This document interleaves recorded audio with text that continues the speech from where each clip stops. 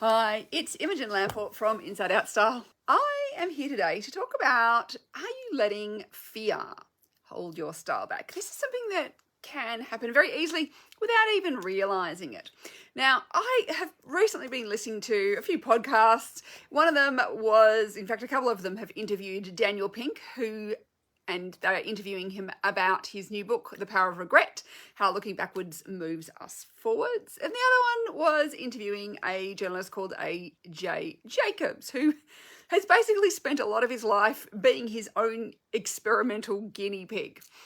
But one of the things that Daniel Pink talked about, the biggest regrets we have in life. Now, there was 4 different sorts of regrets, and you can go and have a look up the book if that's something of interest to you. But the biggest regrets, particularly as we get older, is the regret of not inaction, of not doing something, of not taking a chance. And it's usually fear that holds us back. It's fear that stops us from doing these things very frequently. And so it's that regret of not doing something. We often think, I wish I'd, asked out the person or started the conversation or taken the job or gone traveling or done something. And I want you to think about, how is regret or is that fear of, something stopping you from improving your style? Because often we can think, I'd love to wear something. We see somebody else wearing something and we go, I'd love to wear something like that. But, I'm too scared, or I'm not quite right. Or, for some reason or other, we let ourselves hold ourselves back because there is some sort of little fear message in our subconscious that is stopping us from doing the thing. And so this is where, I want you to start thinking about it. The next time you think, maybe you're in a store and you see something, you think it's fabulous, and you think, but I couldn't wear that. I want you to start questioning, why couldn't you wear that? Why is it that what is it about you that means you couldn't wear that? Now, sometimes it's a particularly relevant thing. It's not my colors or my style, it doesn't suit my body, whatever it might be. But if it's just, I'm not a confident enough person, now that is a whole different matter.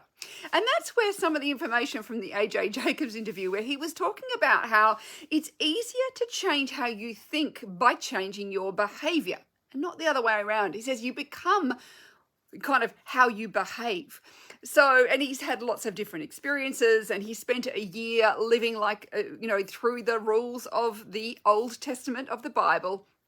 And so one of the things was he had to wear white, head to toe white, every single day. And he said people started treating him as if he was some sort of kind of guru in a way. And he said he even started believing that. He said, like, what I was wearing on my outside started affecting how I started seeing myself. And this is so true, that if we dress well, and there's lots of really interesting research that says when we're dressed in our good clothes, we'll be more confident, we will have more courage, and we generally have a higher self-esteem, versus when we dress in our worst clothes, the sloppy jeans, the frumpy clothes, we feel bad and we're more likely to feel depressed. So why do we even want to keep those old sloppy, horrible, frumpy clothes when they're actually never going to do anything good for us psychologically?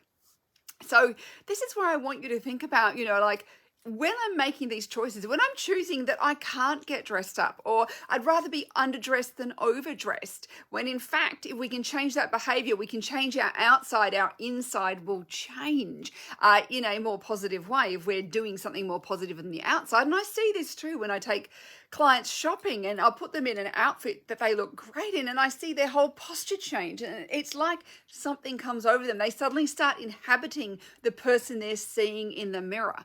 And that's not what I want for you. I want you to start dressing in a way that is relevant to you, that it's your personality, that it's on brand for you, that it relates to who you are, but it's that best version of you, rather than being the kind of average to not so great version, which of course we all have in there. And rather than holding yourself back, letting those fears hold you back, I want you to, wear the stuff that excites you, that maybe it's a little bit scary, but that's okay.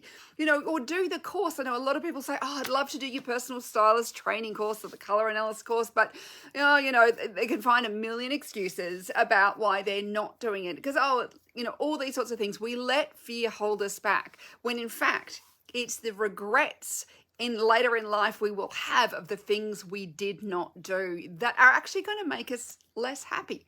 So I want you to just take that little thought, maybe mull it over inside your own head, but do think about how you can dress in a way every day, in a way that you say, if I want to be more confident, well, I want you to dress in an outfit that says I'm a confident person, because it will give you the confidence. If I want to be a more creative person, I want you to dress in an outfit that says I am creative, because that will actually help you feel more creative. If you want to be, whatever it is you want to be, I want to be more powerful, I want to be more successful. Whatever that is that you want to be, I want you to dress in a way that says that, because it'll have a return effect, a really positive return effect on how you actually think. And you actually do change. You become that person. You start to inhabit that person that you are putting on your outside. So that was just some little thoughts I had today after listening to these podcasts. I hope you have a wonderful rest of your day.